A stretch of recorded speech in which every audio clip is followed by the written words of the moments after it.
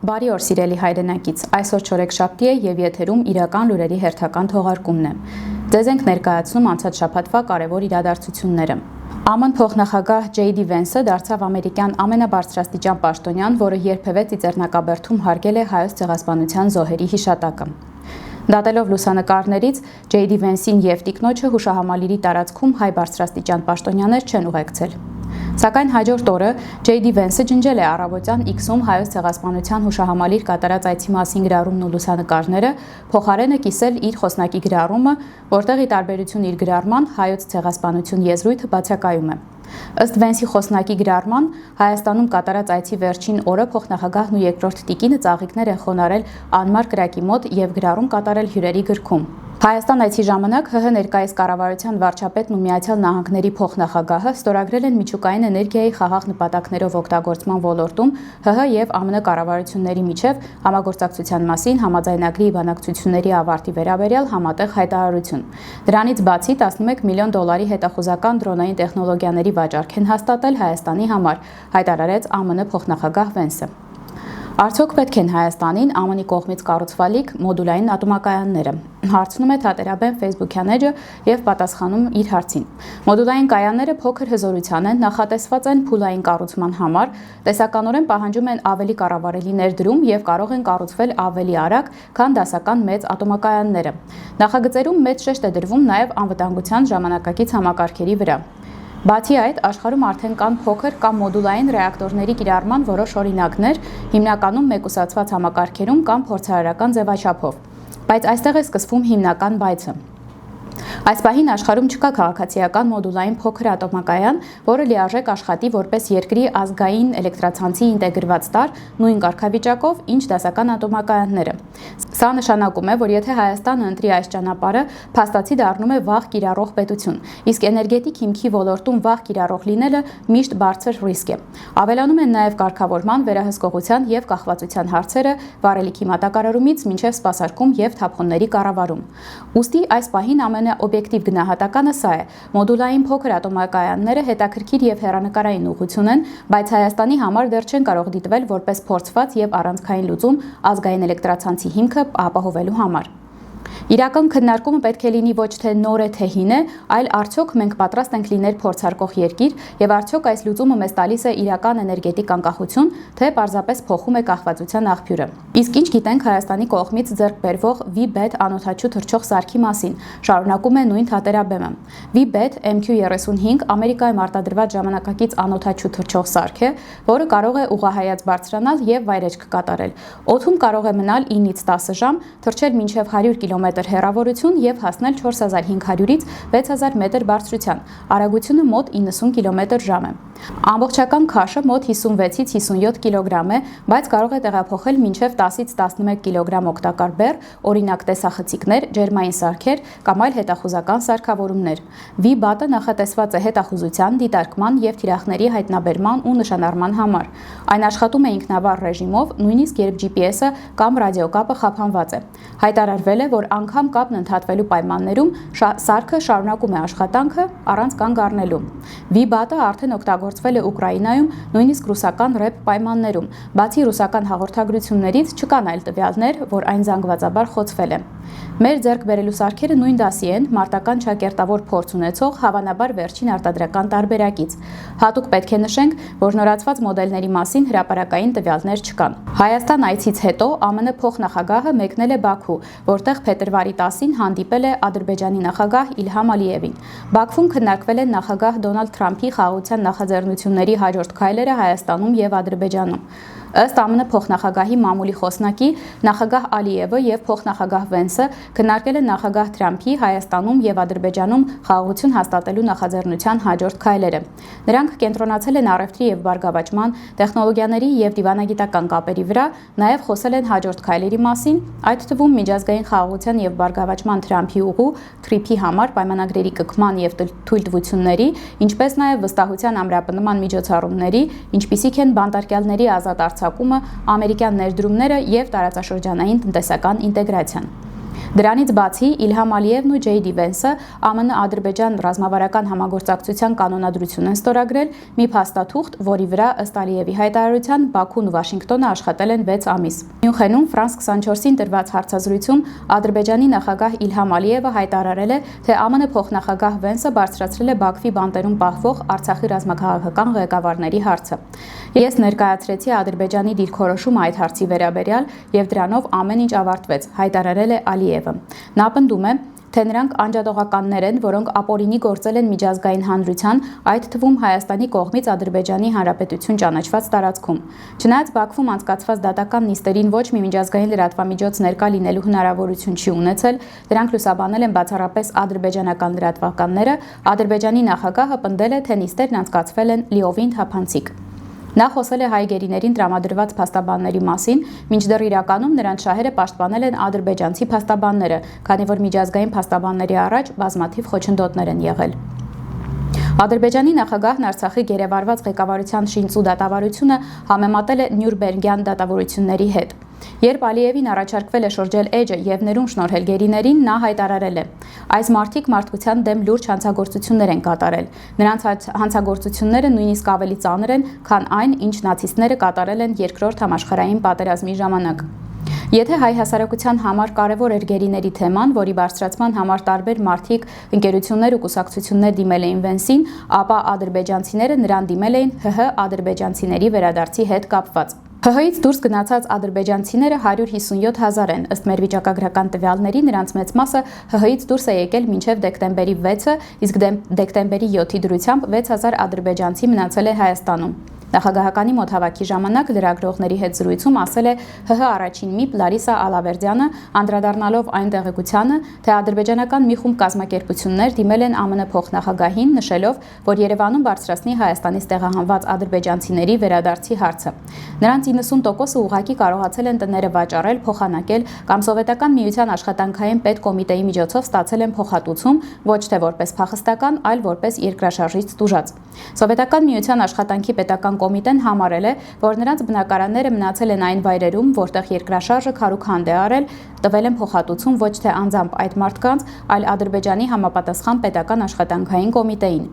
Հայերը Ադրբեջանում թողել են 1000 բնակարան ավել, քան բոլոր ադրբեջանցիները, նշել է նա հավելելով. որևէ մի հիմք խոսելու վերադարձի մասին չկա։ Սովետական ժամանակ սովետական քաղաքացիները լքել են տները վաճառելով, փոխանակելով կամ լրիվ անհիմն ստանալով փոխհատուցումը, այնպես որ այսօր վերադարձի մասին խոսել չի կարելի։ Այս ամենից բացի շատ կարևոր է արձանագրել փետրվարի 9-ին Երևանում հնչեցված մի հայտարարություն, որին պետք է անդրադառնալ առանց մեղմացումների։ Ամերիկյան վարչակազմի կարևոր ներկայացուցիչը ԱՄՆ փոխնախագահ Ջեյդի Վենսը բաց տեքստով աջակցություն հայտնեց Նիկոլ Փաշինյանին, նրան ներկայացնելով որպես մի գործչի, ով կարող է ապահովել երկարաժամկետ գործընկերություն, իրականացնելով այնպիսի նախագծեր, ինչպիսիք օրինակ TRIP-ն է։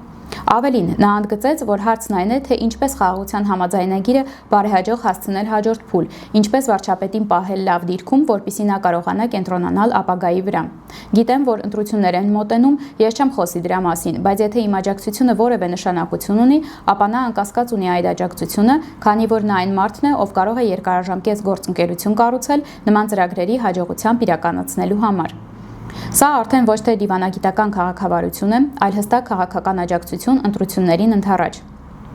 Երբ արտաքին ուժը խաղաղության գործընթացի հաջողությունը կապում է գործող վարչապետի իշխանական դիրքի պահպանման հետ, դա միջամտություն է Հայաստանի ներքաղաքական կյանքին, անկախ այն բանից, թե ինչ բառապաշարով է այն ներկայացվում, գրում է Սարո Սարոյանը։ Պետք է նշել, որ Փաշինյանին արտաքին հովանավորության տակ վերցնելու խնդիրը միայն այս հայտարարությամբ չի սահմանափակվում։ Նույն տրամաբանության շրջանակում պետք է դիտարկվեն նաև որոշ ժամանակ առաջ Եվրոպայից հնչեցած ֆինանսական ու քաղաքական աջակցության մասին հայտարարությունները։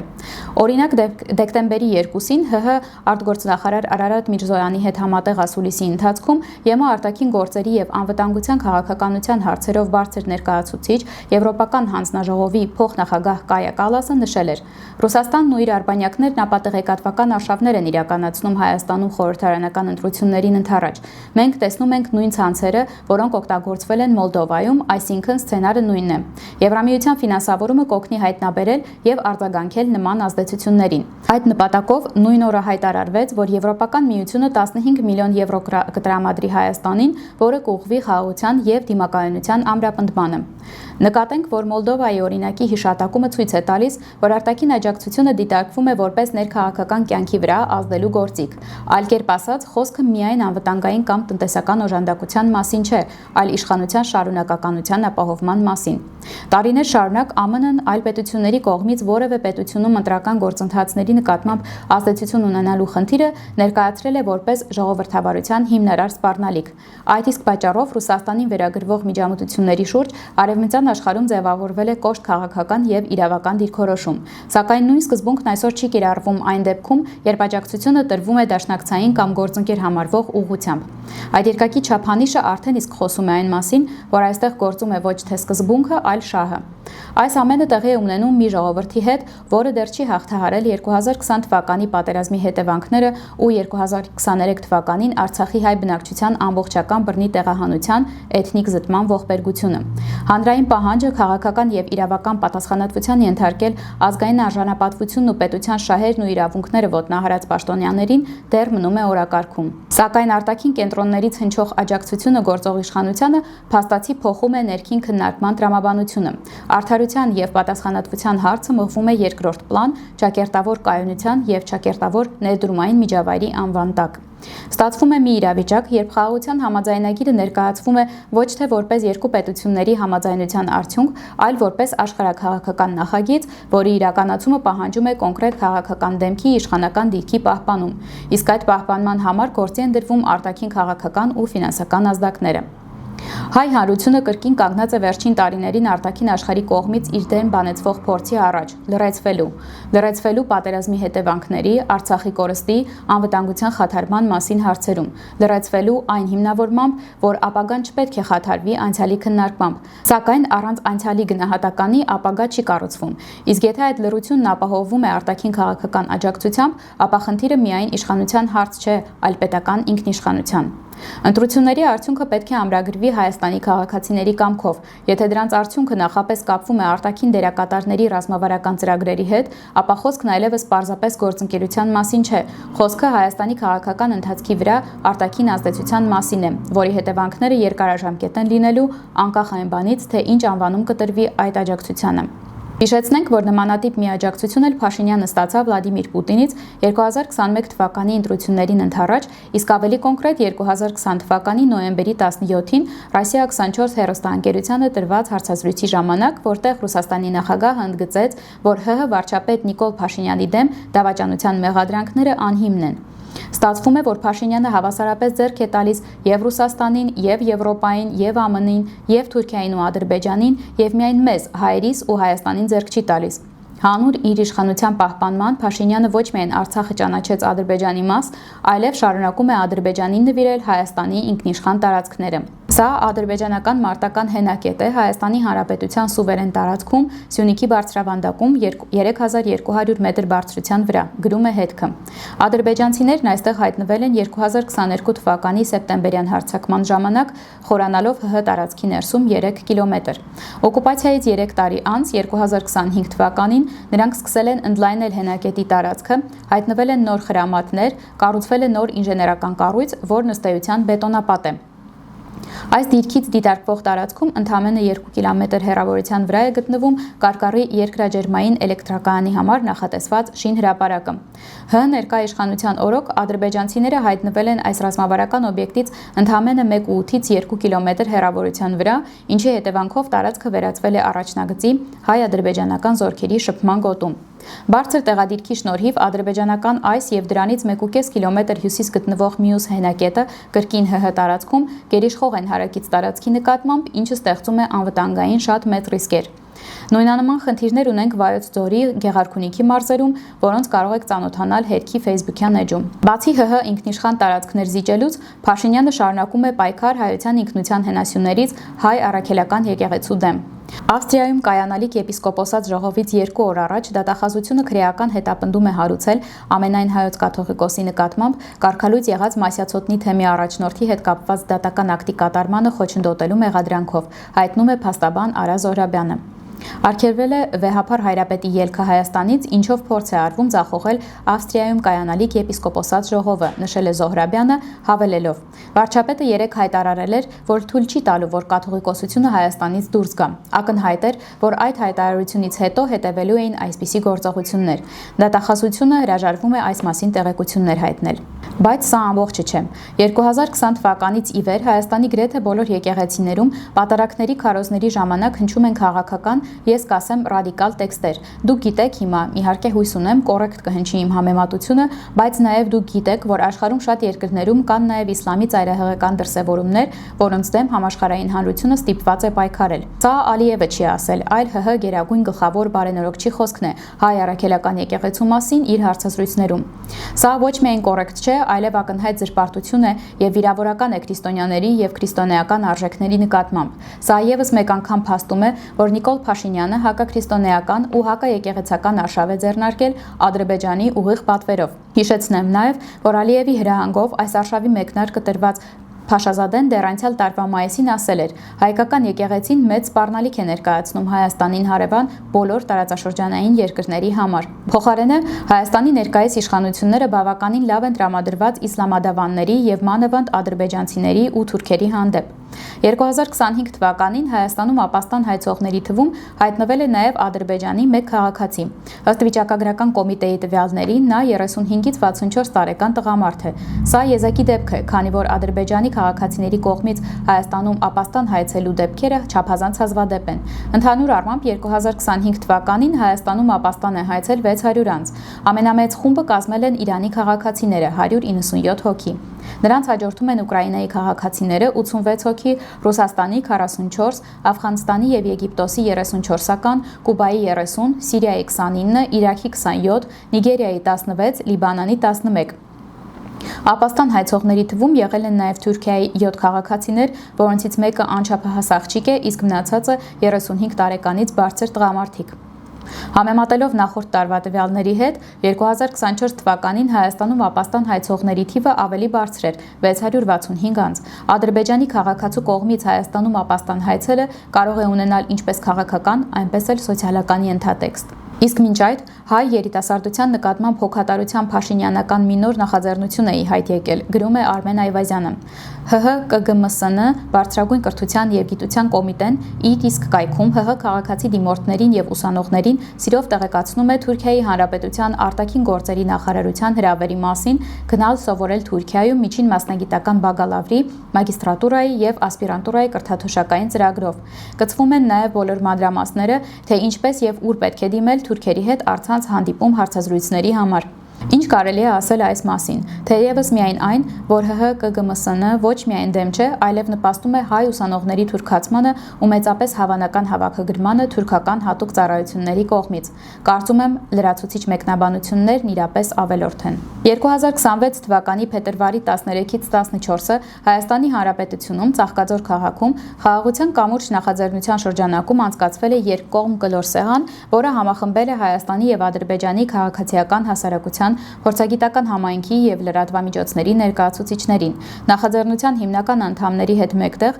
հանդիպմանը մասնակցել է նաեւ երկու կողմերից ավելի լայն շրջանակ, վերահաստատելով ներառական եւ շարունակական երկխոսության հարթակի նկատմամբ հանձնառությունը։ Ադրբեջանական պատվիրակությունը Հայաստան է ժամանել ցամաքային սահմանազատված եւ սահմանագծված հատվածով հայկական ոսկեպար եւ ադրբեջանական աշաղը ասկիփարա գյուղերի հարակից տարածքում անցնելով բոլոր անհրաժեշտ ընթացակարգերը։ Մասնակիցների գնահատմամբ անցումը կարևոր գործնական վստահության ամրապնդման միջոց էր եւ երկու երկրների միջև աստիճանական կարգավորման գործընթացի տեսանելի դրսեւորում։ Քննարկումները կենտրոնացել են հայ-ադրբեջանական հարաբերությունների ընթացիկ փուլի եւ ապագա զարգացման ուղիների վրա 2025 թվականի օգոստոսի 8-ին Վաշինգտոնում կայացած գագաթնաժողովի ընթացքում հաստատված խաղաղության օրակարգի իրագործման եւ դրա տարածաշրջանային հետևանքների շուրջ։ Մասնակիցները փոխանակել են գնահատականներ փոփոխվող տարածաշրջանային անվտանգության միջավայրի եւ խաղաղության գործընթացի արդյունքում ձևավորվող տնտեսական հնարավորությունների վերաբերյալ։ Առանձին նիստ նվիրված է եղել երկխոսության մասնակիցների միջև համագործակցությանը, քննարկվել են համատեղ ծրագրերի գաղափարներ, հանրային հաղորդակցության ռազմավարություններ եւ միջհասարակական փոխգործակցության մեխանիզմներ։ Զգալի ուշադրություն է դարձվել վստահության ամրապնդմանը, հանրային դիվանագիտությանը եւ գործնական առաջարկությունների մշակմանը, հասարակական մակարդակում կապեր խթանելու նպատակով։ Հետագա քննարկումները վերաբերվել են տարածաշրջանային անվտանգության, սահմանների եւ հաղորդակցությունների հարցերին, ներկայացնելով երկու կողմերի տեսլականներն ու սպասումները։ Պաշտոնական նիստերին զուգահեռ կազմակերպված ոչ պաշտոնական մշակութային եւ սոցիալական միջոցառումները նպաստել են անձնական շփումների խորացմանն ու կառուցողական մթնոլորտի ձևավորմանը։ Երկրորդ օրը մասնակիցները քննարկել են կայուն խաղաղության առավելությունները եւ միջհասարակական հարաբերությունների հաստատման հնարավոր սոցիալական եւ տնտեսական օգուտները։ Կարծիքներ են փոխանակվել երկու հասարակություններում առկա հանրային սպասումների, ինչպես նաեւ այն ուղիների շուրջ, որոնց միջոցով կարելի է ապահովել, որ խաղաղության գործընթացը քաղաքացիների համար ապահովի շոշափելի արդյունքներ։ Ծրագրի շրջանակում մասնակիցները հանդիպումներ են ունեցել Հայաստանի բարձրաստիճան պաշտոնյաների հետ, այդ թվում Անվտանգության խորհրդի քարտուղար Արմեն Գրիգորյանի եւ արտաքին գործերի նախարարի տեղակալ Վահան Կոստանյանի հետ։ Քննարկումները հնարավորություն են տվել մտքեր փոխանակել խաղաղության օրակարգի առաջմղման գործում քաղաքացիական հասարակության դերի, ինչպես նաեւ այն ուղիների վերաբերյալ, որոնց միջոցով հանրային նախաձեռնությունները կարող են փոխլրացնել խաղաղության հաստատման ուղղված պաշտոնական ջանքերը։ Միջոցառումն ավարտվել է մամուլի ասուլիսով, որի ընթացքում ամփոփվել են քննարկումների արդյունքները։ Ադրբեջանական պատվիրակությունը վերադարձել է նույն սահմանազատված հատվածով, նշանավորելով վստահության ամրապնդման ևս մեկ գործնական քայլ։ Մասնակիցները վերահաստատել են, որ խաղաղության կամուրջ ձևաչափի շրջանակում կանոնավոր շփումները կարող են էականորեն նպաստել փոխադարձ վստահության ամրապնդմանը, մասնագիտական համագործակցության ընդլայնմանը եւ հայ-ադրբեջանական հարաբերությունների աստիճանական կարգավորմանը։ Հայկական Արցախի մասին քննարկումներ բնականաբար չեն եղել։ Ձեզ ենք ներկայացնում երկու կողմերի մասնակիցներին։ Արեգ Քոչինյան, ազգային համակարգող, Հայկական խորհուրդ վերլուծական կենտրոնի նախագահ, Բորիս Նավասարդյան, Երևանի մամուլի ակումբի պատվավոր նախագահ, Նաիրա Սուլթանյան, Ժողովրդավարության զարգացման հիմնադրամի տնօրեն, Նարեկ Մինասյան, Հայկական խորհուրդ վերլուծական կենտրոնի ասոցիացված փորձագետ, Սամվել Մելիքսեթյան, Հայկական խորհուրդ վերլուծական կենտրոնի փորձագետ, Ստեփան Գրիգորյան, Գլոբալիզացիայի եւ տարածաշրջանային համագործակցության վերլուծական կենտրոն հիմնադրամի խորհրդի նախագահ, Էդգար Վարդանյան, Հայկական խորհուրդ վերլուծական կենտրոնի ասոցիացված փորձագետ, Ռոբերտ Ղևոնդյան, Հայկական խորհուրդ վերլուծական կենտրոնի փորձագետ, Լուսինե Խարատյան, գրող, մշակութային մարդաբան, Նելի Մինասյան, պատմական գիտությունների թեկնածու, դոցենտ, թուրքագետ, Դավիթ Ստեփանյան, Առաջին ԿՏՄ-ի քաղաքական մեկնաբան, Հայաստանի միջազգային անվտանգության եւ հարաբերությունների ինստիտուտի փորձագետ, Ռուբեն Բաբայան, Երևանի պետական տեխնիկային թատրոնի գեղարվեստական ղեկավար, Էլեոնորա Սարգսյան, խաղաղության եւ գենդերային հարցերի փորձագետ, երիտասարդական ծրագրերի համակարգող, Նաիրա Մարտիկյան, խմբագիր, Ջեմ Նյուզի հայաստանյան գրասենյակի տնօրեն, Վազգեն Կարապետյան, Եվրասիա համագործակցություն հիմնադրամի փոխտնօրեն, Տաթև Դանիելյան, Հայաստանի հանրային հեռուստաընկերության քաղաքական հաղորդումների գլխավոր խմբագիր, հաղորդավար, Արմեն Պետրոսյան, Օրվելի կենտրոնի տարածաշրջանային քաղաքականության փորձագետ, Ալեն Ամիրխանյան, Ամերիկյան համալսարանի Ջոկեբեան բնապահպանական կենտրոնի տնօրեն, Նելի Ռաֆայելյան, մեդիա նախաձեռնությունների կենտրոնի լրագրող, Ժիրայր Հաբեթյան, Հայաստանի հանրային հեռուստաընկերության օպերատոր։ Ադրբեջանական կողմից մասնակցել են Ֆարհադ Մամեդով, համակարգող, Հարավային Կովկասի հետազոտական կենտրոնի տնօրեն, Ռուսիվ Հուսեյնով, Թոփչուբաշով կենտրոնի տնօրեն, Քամալա Մամեդովա, Mecnews.az առցանց հրատարակության գլխավոր խմբագիր, Ռամիլ Իսկանդարլի, ազգային ՀԿ ֆորումի խորհրդի նախագահ, Ֆուադ Աբդուլլաև, միջազգային հարաբերությունների վերլուծության կենտրոնի առաջատար մասնագետ, Քոնուլ Բադալովա, տնտեսական բարեփոխումների եւ հաղորդակցության վերլուծական կենտրոնի գիտաշխատող, Զաուր Շիրիև, Քարնեգի հիմնադրամի Ռուսաստանի եւ Եվրասիայի կենտրոնի փորձագետ, Մուրադ Մուրադով, Թոփչուբաշով կենտրոնի փոխտնօրեն, Այթեն Գահրաման, Բաքվի միջազգային բազմամշակութայնության կենտրոնի խորհրդատու, Ռաուֆ Ագամիրզաև, տրանսպորտի փորձագետ, թվային զարգացման եւ տրանսպորտի նախարարության առընթեր հանրային խորհրդի անդամ, Գյուլբենիզ Գանբարովա, Գյուղական համայնքների կանանց ասոցիացիա ՀԿ նախագահ, Նազրին Ալիևա, Մարդու իրավունքների աջակցության կենտրոն ՀԿ ներկայացուցիչ, Էլդար Համզալի, հետազոտող, անկախ փորձագետ, Սանան Ռզաև, CBC հեռուստաալիքի խմբագիր եւ առաջատար քաղաքական մեկնաբան, Գյուլշան Ախունդովա, կին զարգացում ապագա ՀԿ նախագահ, Էմին Ալիև, Տրենդ միջազգային լրատվական գործակալության գլխավոր խմբագիր, Օրխան Բաբաև, Հարավային Կովկասի հետազոտական կենտրոնի աշխատակից, Իլիաս Հուսեյնով սոցիալական հետազոտությունների կենտրոնի բաժնի պետ, Ֆուադ Ագամալիև CBC հեռուստաալիքի ինժեներատեխնիկական բաժնի պետ։ Արդեն մի քանի օր է թե ադրբեջանական, թե հայկական մեդիատիրույթում մի տեսանյութ է պտտվում, որտեղ ինչ-որ մեկը, ով ներկայանում է որպես ադրբեջանցի, վիդեո ուղերձ է հղում Հանրապետության հրապարակից ու կոչանում այլ ադրբեջանցիներին այցելել իրենց հայրենիքը։ Նա նշում է, որ այստեղ շատ հանգիստ է եւ խաղաղ, գրում է Տաթևիկ Հայրապետյանը։ Ես քանի օր է սպասում եմ, որ համապատասխան գերատեսչությունը տվյալ դեպքում հավանաբար ԱԱԾ-ն հայտարարությամբ հանդես կգա, կբացատրի սա ինչ է, ով է եւ որտեղից է այս տեսանյութը։ Ես նման հայտարարություն դեռ չեմ տեսել, եթե եղել է, ես բաց եմ թողել, կխնդրեմ ասեք։ Դրա հետ մեկտեղ հիբրիդային պատերազմի գիտակները եւս լուր են։ Իրենք այստեղ խնդիր չունեն։ Առհասարակ մեր պետության տարածքը որպես պատմական ադրբեջանական հող ներկայացնող վտանգավոր անհիմն դատարկ զավթողական ծրագրի հետ իշխանության ֆանատները ու պաշտպանները խնդիր չունեն։ Իսկ երբ ռիսկերը լրջանան, սպառնալիքները դառնան շոշափելի մեր անգործության ու տգիտության հերթական արարի հետևանքով, դրանք չեն հարցնի Նիկոլին պաշտպանում էիր, թե դեմ էիր։ Դրա համար պետք է խելքը աշխատացնել ու այս ամենը կանխել ժամանակին, ոչ թե քահանա վերբով կապ հարթի անել մի 10 ամիս, ողջ հանրային դաշտը զբաղեցնել այս արգահատելի հակաեկեղեցական արշավով ու վատնել թանկ չվերականգնվող ժամանակը։ Ժամանակը գնում է, չի գալիս։ Երևան Şevval 26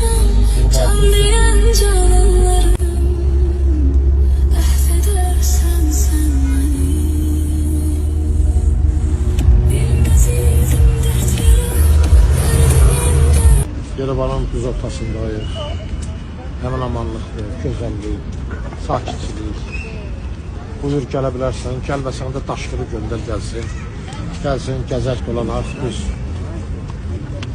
Yurt yuvamıza baş çəkək, namaz çəkək, yollar bağlıdır, çıxa bilmədik sizə. Այս շաբաթ այսքանը սիրելի հայրենակից, եւ եթե լուրերի մեր թողարկումները քեզ համար կարեւոր են, կոչ ենք անում միանալ մեր ազգային հարթակին, նպաստել իրական Հայաստանի հարատևմանն ու հզորացմանը։ Իսկ շաբաթվա իրական լուրերը ձեզ ներկայացրեց ազգ նախաձեռնության անդամ Ստելլա Հովսեփյանը։ Կհանդիպենք հաջորդ չորեքշաբթի։